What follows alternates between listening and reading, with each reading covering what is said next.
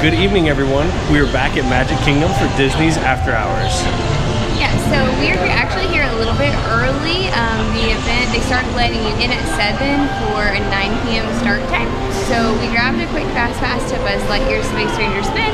We're going to do that and hit a couple of other attractions that we missed the other day. And then we have to exit and come back in for the party at 7. So when we check in, we'll tell you a little bit more about it. Really? Oh, they're so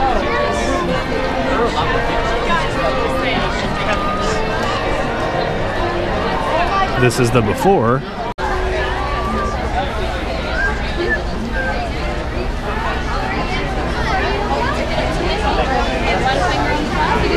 Alright, so we just checked in for after hours. It was super easy since we were already here. We just exited and turned right around, and they had turnstiles that were dedicated only for after hours guests. It took us maybe 20 seconds to get in, and then you were given your lanyard.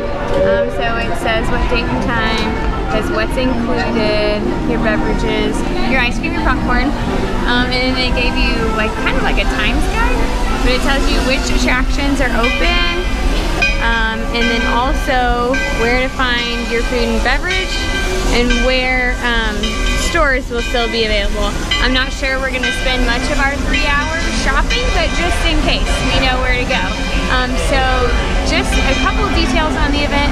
It's $129 a person, which can be super, super steep, and you can't get it until 7 p.m. But it is really exclusive. They only, I think, sell tickets for about 5,000 people, and they clear all of their guests out at 9 p.m. So from 9 to 12 tonight, and then some nights it's different. It's 8 to 11, but tonight it's 9 to midnight. We're there with just 5,000 other people, and almost everything is open. So we were right in front of a family who had never been to Disney before, and this is their very first night, so they're going to have a blast. So we're going to try to show you some really great video, and we will come back at the very end and kind of let you know what our final thoughts were, pros and cons, and we're pumped. Like Keisha said, we're going to show you guys a lot of great video from tonight's event. Keep in mind that it's going to be very low light throughout the park all night because it is after hours. There's a lot of yellow street lights and stuff in the park, and so we're going to do our best to get footage, but the camera that we're using doesn't do excellent in low light situations. You've probably seen in some of the previous videos when we've tried to do video of the dark rides. So we're going to do our best, and we're going to try to find some bright spots to give you guys some updates. Also know that we're going to include a lot of details about wait times and line queues tonight. So we're not necessarily going to have as much ride footage. We'll probably include some of that, but we want to make sure that we teach you guys about the event so that you know if it's right for you. And a lot of people we've heard have said they do this instead of buying a park ticket for the day. So we want to show you all the options to see if a 3-hour event that's a little bit less than the cost of a regular ticket is worth it for you.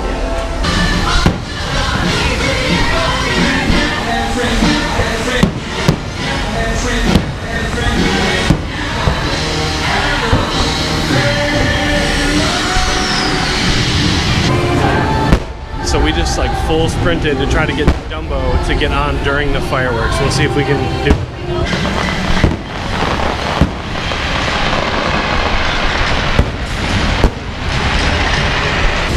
We are riding Dumbo during the fireworks, which is really awesome. And our flight ended, and they said, hey, if you want to re-ride, just stay on. So here we are, riding Dumbo again.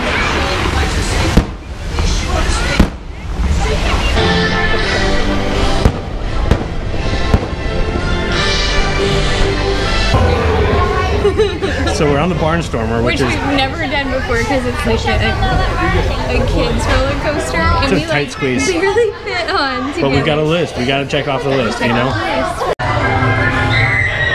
For those of us who are list completists, I have our list here of attractions, and I bought a Donald pin. I don't know if you can see it, and I'm using this time on the teacups to mark off my list.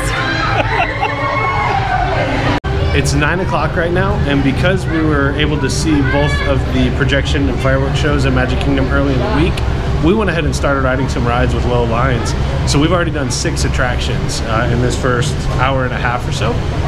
Plus we stopped to eat. So it was really cool to be able to take advantage of the low crowds in the lines during those projection shows. So I highly encourage, if you do this, find a way to skip the projection shows and go ahead and start riding rides. So we're gonna try as best we can to do everything that's on the list for after hours tonight.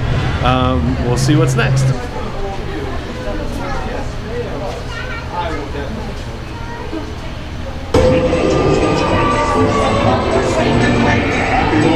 Alright, so we just got off of Splash Mountain and it was a walk-on, and we learned one very important fact, that if you're the only people in the boat, they're going to put you in the front and you're going to get absolutely soaked. So luckily it's still warm outside, but a couple of things we want to tell you about. We saw when after hours folks were going into line queues, even when the park was still open, like that last 30 minutes, they were having them go through the fast pass line, so they didn't have to stand in the long lines that were still happening. Like Peter Pan, I think, was still like 55 minutes, and they were having after hours guests go through fast pass. And then right at 9 o'clock, we saw at several attractions they were turning guests away that weren't wearing their after hours badges. Cass handled it beautifully, but not a conversation I would want to have over and over and over again. So it's going really well. This is the streets of Frontierland. Maybe 10 other people down here. Yeah, there's definitely less than 50 people in eyesight right now. Pretty amazing.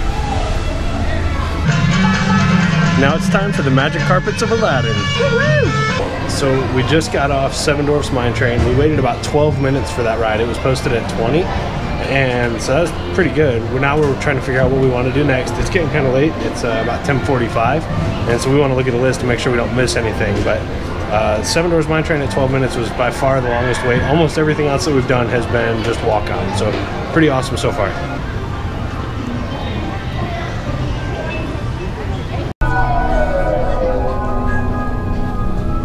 I don't know why, but Keisha loves to dance when we're walking in these long line queues. Space Mountain passengers. Keisha just beat me for the 3rd time on Space Ranger Spin. 3 times. I've lost my touch. So this is the current view into Tomorrowland. There's almost no one here. It's about 11:15. There's 45 minutes left of the event.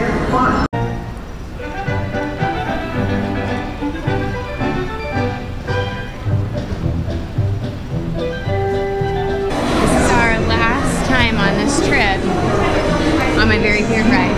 So we are about to go on Peter Pan's flight. We're walking through the queue right now, and it's basically a walk-on, which never happens. It's as much time as it takes you to get all the way up to the front is as long as you're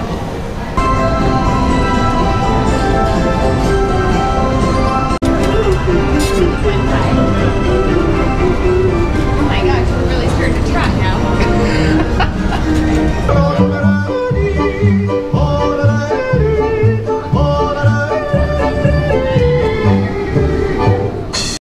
So one important tip for the night is about the snacks and refreshments. So with your admission to the event, you get popcorn, ice cream, and drinks. And right at 9 o'clock, those lines were all packed because those carts didn't come out until right at 9. So if you wait a little bit, those lines go down. And we found that the one in Adventureland, close to Aladdin's Carpets and Jungle Cruise, had no line at all. So don't stop and wait and spend a lot of time waiting in line for a bottle of Coke, because you can probably get one later on or in a different land much faster than you can there. Alright, it's 11:59 and we are all headed towards Main Street. We're going through the castle right now to get out of the park. So this is something we've never been in the park for. This is what they call the Kiss Goodnight. So when the park is officially closing, this is what happens. They're playing the music right now. Castle's doing a lot of colors and flashing lights and stuff.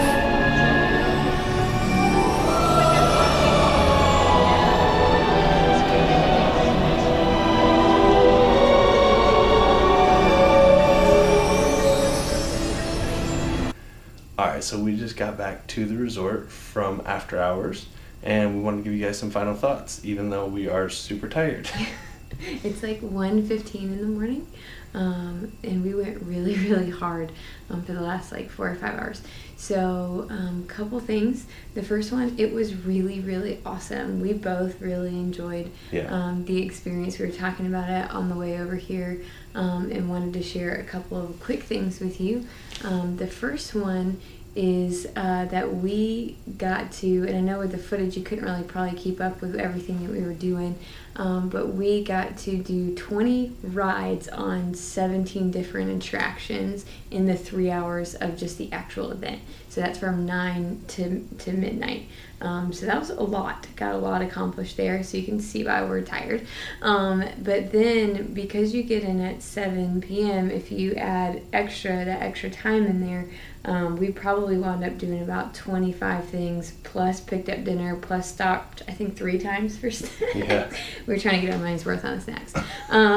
For snacks and drinks. So there was a lot going on there. Definitely worth it. And I believe we saw people getting in with their lanyards starting around 6:20, so they tell you can't get in until 7, but we definitely saw, and even ourselves, we checked in before 7 o'clock, so keep that on your radar. Also, like Matt said earlier in the video, there's some different strategies toward it. If it's going to be your only time at Magic Kingdom and you want to see those fireworks, you can absolutely do that and still be able to, enjoy a ton of different experiences. Like we said, 20 rides in those last 3 hours. So you could watch the fireworks and watch Once Upon a Time and then still be able to do all of that. Our strategy, though, was to skip the fireworks and skip the projection shows and get as far away from that middle hub as possible. So we were actually like in the back of the park in Fantasyland, hitting up some things that had like 5 or 10 minute waits.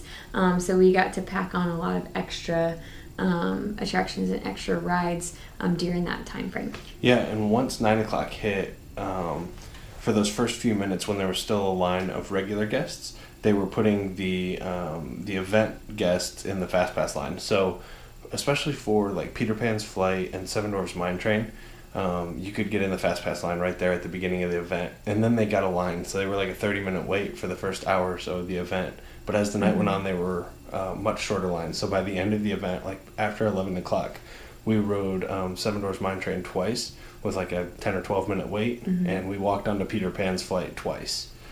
So as the night went on, those lines thinned out a good bit. Yeah, and I think the same thing kind of went for the major mountains. So when you think about Space Mountain, Splash Mountain, and Big Thunder Mountain Railroad, those thinned out a little bit earlier. The wait time was a little bit longer at the beginning of the night, but by about 9:30 we had ridden Splash Mountain and Big Thunder they were completely walk-on. There's absolutely no waiting, so you might want to hit up some of those things first and then finish your night in Fantasyland. Yeah, so what do you think would be a beneficial time for people to do this event? I think if it's your only time at Magic Kingdom, maybe you've only taken like a 2 or 3 day trip, or maybe it's a 1 day trip, the price is steep. It is $129 a person. But that's about the same as what you're going to pay for a 1 day admission. And with all that we got to do, I think it's definitely worth it. I think you might want to reconsider, though, if you were already like gung-ho, we're going to do this, if you have really small children. We didn't see anyone probably under the age of like 5 or 6, and that was only one child. Everyone else we saw was probably like 8 or 10 and up, because it is really late at night. Yeah. It's like 9 p.m. to 12 p.m. and everyone's moving at a super fast pace and is really engaged the whole time. So it might be hard for smaller children to kind of go that hard that late at night. And I think most people that were there had probably taken a break or not even visited a park earlier in the morning, because it was, a lot. Yeah, and then if you're an annual pass holder too, it was kind of nice. There's a substantial discount on that price, and it's a good opportunity to kind of take an easy day and then go in, and you can basically do all of Magic Kingdom in the 5-hour window with the 2-hour early entry for the event. So great opportunity for annual pass holders to kind of have an easier day if you're willing to have the late night. So thank you guys for watching. Make sure you like the video and comment below, and subscribe to the channel as always, so the bare necessities of life will come to you. See you guys.